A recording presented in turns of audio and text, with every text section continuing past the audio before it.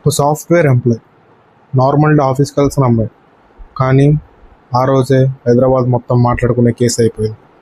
అసలు ఏమైంది? యాక్సిడెంట్ కాదు, సింపుల్ కేసు కాదు, మరేంటి? ప్రతి అప్డేట్లో కొత్త ట్విస్ట్ పుడుతోంది.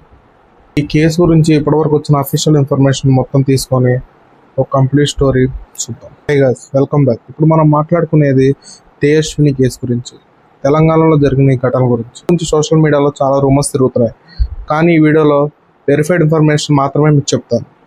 తేజస్విని ఒక సాఫ్ట్వేర్ ఉద్యోగి.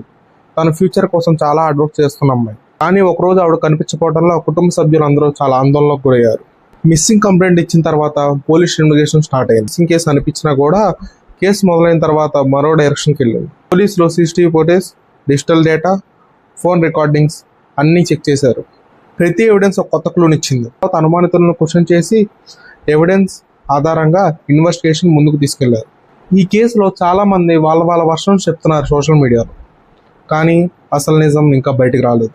కానీ కోర్టులో నిరూపించే వరకు ఎవరు దోషులని చెప్పలేం.